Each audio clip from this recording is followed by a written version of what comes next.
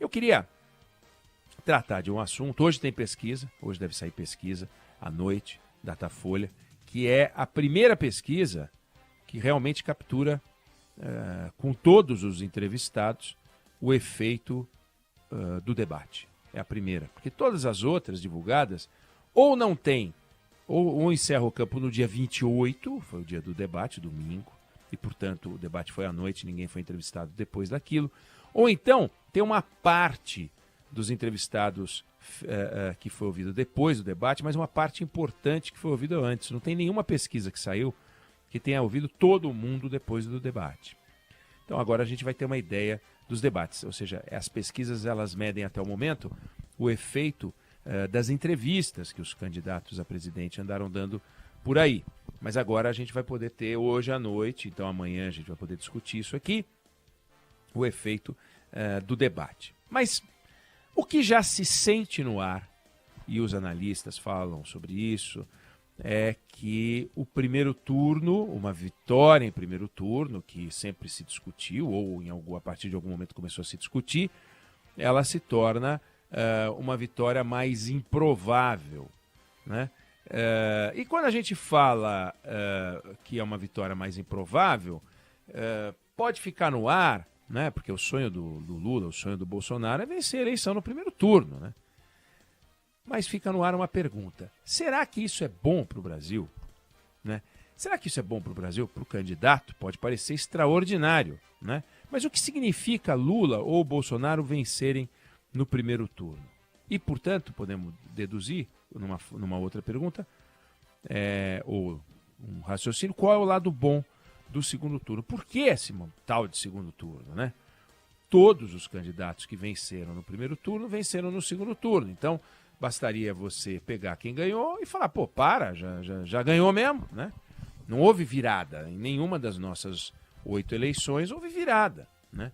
Aliás, uma entre 2 escritas será derrubada nessa eleição, a gente falou disso outro dia. Todos os candidatos que apareceram em primeiro lugar nas pesquisas de opinião pública quando começou o horário eleitoral se tornaram presidentes. Todos. E também todos os presidentes que foram candidatos à reeleição venceram a eleição. Por que uma das 2 verdades, uma das 2 afirmações vai cair? Porque o candidato à reeleição, ou seja, o presidente que disputou a reeleição, estava também em primeiro lugar. Então você não sabe se ele foi reeleito, ou seja, se ele venceu a eleição porque era o presidente ou se ele foi eleito porque estava em primeiro lugar. Não dá para saber. Nós vamos saber nessa eleição se ganha o presidente, que não está em primeiro lugar, ou se ganha o candidato que está em primeiro lugar e que não é o presidente. Essa dissociação é a primeira vez que acontece. Então temos uma novidade aí. Bom, mas também o vencedor no primeiro turno, todas as vezes se tornou presidente. Só que quando você vai olhar os números, você vê o seguinte. Aquele que se tornou presidente em 1989, que foi o Fernando Collor, ficou faltando um bolo de voto para ele ganhar no primeiro turno. Ele teve 17,5% dos votos a menos do que precisava. Né? Então ele teve 32,5% dos votos, precisava ter 50% mais um, faltou aí um bolo, 17,5%. Então ele não bateu na trave, né? Aí quando você pega o candidato que venceu em 2002, que foi o Lula, ficaram faltando 3,56% dos votos para ele ganhar no primeiro turno. E assim você tem variações, né? Mas em 2006, por exemplo, que é uma eleição extraordinariamente emblemática, o Lula só não ganhou porque ficaram faltando 1,39% dos votos. Ou seja, o Lula em 2006 teve 48,61%, precisaria ter 50 mais 3,56%. Já pensou? Eu não estou falando do Fernando Henrique, que ganhou em 94 e 98 em primeiro turno. Estou pegando só as eleições que não foram vencidas em primeiro turno. Se o Lula, em vez de 48,61% dos votos em 2006, tivesse tido 50% mais 1%, ele tomaria posse num momento em que pareceria um Brasil extremamente dividido. Pô, o cara ganhou com 50 mais um, pô. Agora, por exemplo, nas pesquisas, tem pesquisa que ainda mostra ele com um pouco mais de 50, dos válidos, porque aqui é tudo voto válido, tá? E tem pesquisa que mostra ele com 40 e poucos por cento, e quando você faz a conta ainda falta esse 1, 2, 3 para ele ganhar no primeiro turno. Bom, os bolsonaristas dizem que isso vai acontecer, mas com a vitória do Bolsonaro em primeiro turno. Para mim não faz a menor diferença para essa análise que a gente está fazendo. O fato é que em 2006, em vez de ganhar no primeiro turno com 50%, mais um pouquinho, ele teve 48,61%, no segundo turno o Lula saltou para 60,83%, que foi a vitória, não vou dizer que foi a maior, porque em 2002 ele teve 61,27% no segundo turno, né? Mas em 2006 ele passou de 60%, quase bateu 61%, 60,83%, e o candidato com quem ele disputou, que hoje é o vice dele, no primeiro turno teve 41,64%, no segundo teve 39,17%. Então o Alckmin diminuiu e o Lula cresceu. O que parece mais legítimo para tomar posse? Um candidato que, ao se eleger ou se reeleger, caso venha a ser o Bolsonaro, se eleger caso venha a ser o Lula, tomar posse com 60,83%, 61% dos votos válidos, ou com 50 mais um voto. Então, se o Lula ganhar no primeiro turno, se o Bolsonaro ganhar no primeiro turno, eles vão bater na trave e vai reforçar a ideia de Brasil dividido. Se, no entanto, você tem um segundo turno em que eles não vão poder ficar nesses ataques tolinhos, reputacionais um contra o outro, vão precisar falar de propostas, vão precisar discutir o Brasil, a chance de um dos dois aglutinar uma quantidade maior de votos, pessoas que apostavam ou apostaram no Ciro Gomes, pessoas que apostaram na Simone Tebet, e que depois, no segundo turno, vão ser chamadas a se reposicionar. Que a Simone Tebet está, sei lá, seus 3, 4, 2,5, sei lá quanto ela tem, que ela suba para 4, 5, não sei. Esse povo que aposta na Simone Tebet porque sabe que são 2 turnos. Não porque hoje acredita realmente que ela vai ganhar. Nem ela acredita que vai ganhar. Não tem nem o Ciro, né, com esse tanto de voto que ele tem, não chega a 10, acredita que vai ganhar. Mas ele trabalha como se fosse vencer. É como qualquer time que entra no campeonato, sabendo que cada jogo é um jogo, se puder perder de pouco, melhor, mas sabendo que vai ser muito difícil enfrentar os grandes líderes, os grandes nomes, as camisas pesadas que tem por aí. Em todos os torneios é a mesma coisa. É aquele time que fica na média, assim, nem cai, nem também disputa para valer. É o caso do Ciro, mais do que a Simone, naturalmente. A Simone está chegando agora. Mas uma vitória maiúscula, uma vitória com 60%, é outro papo. A gente pega, por exemplo, em 2018, quando a Dilma Rousseff precisou de muito voto para ganhar no primeiro turno, ela ficou com 41,59%.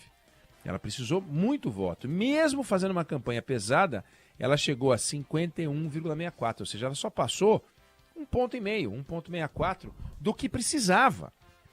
É um ar de país dividido. Tanto que o Aécio fez uma palhaçada. Ele que começou com essa patetada de questionar, pedir recontagem, questionar as urnas. Foi o Aécio que começou com essa patetada aí.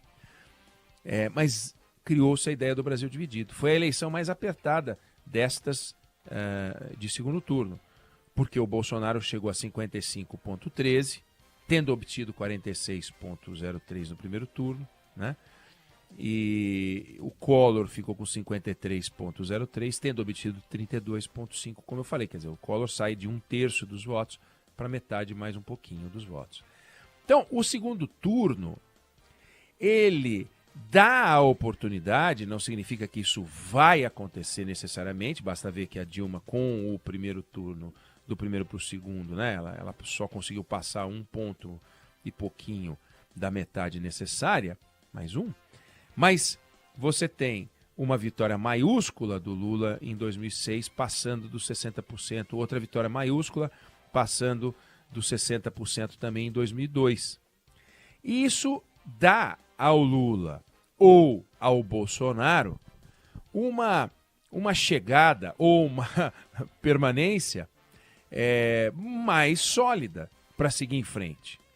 Se posiciona de uma forma diferente, fala de uma forma diferente, conversa com o Congresso de uma forma diferente, acalma o outro lado, ou pelo menos mostra para o outro lado que, olha, não é que eu ganhei, eu venci, mas venci mesmo.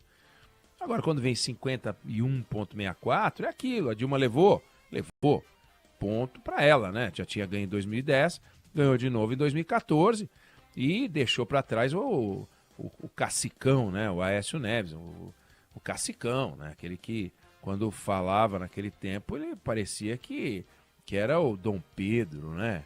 Você olhava para ele, nossa, esse aqui tá falando Dom Pedro?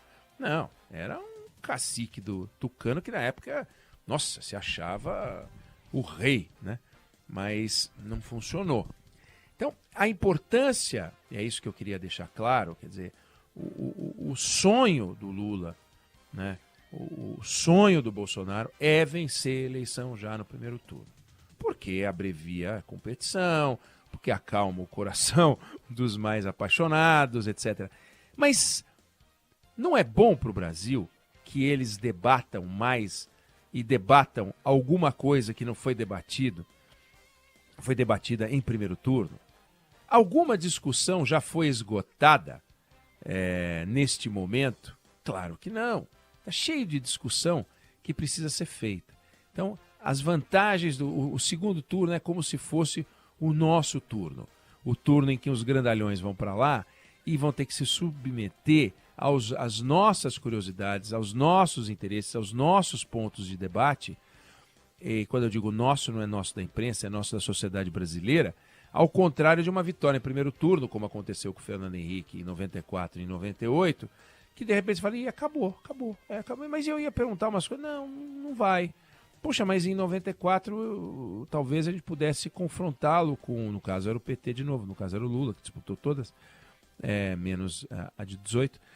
Eu queria ouvir os dois respondendo as mesmas perguntas. Mas não vai ter, não vai ter. Então é legal essa ideia de que vai ter, né? Tá descartada a vitória em primeiro turno de um ou de outro? Não, claro que não. Né? Como a gente não pode descartar nada, não pode descartar uma subida da Simone, não pode descartar uma subida do Ciro. Matematicamente, tudo pode acontecer. Agora, quando você faz uma análise política, você não faz análise só dos números, você faz análise dos números e você vai ver taxa de rejeição, que do Ciro é alta, da Simone é baixa, mas em compensação a taxa de conhecimento dela também é muito baixa, então ela tem que crescer, mas ela tem que ser conhecida. Isso é muita etapa. Ser conhecida e então ser adotada como a candidata. É um processo complexo e lento e faltam 32 dias, não é isso? 32 dias, né? É um nada. 31 dias. É um nada. 31, Um mês cheio desses do ossinho do dedo. Um mês cheio. É pouca coisa, né? Então, só para registrar que se é bom para os candidatos ganhar em primeiro turno, para nós talvez seja bem melhor que dê segundo turno.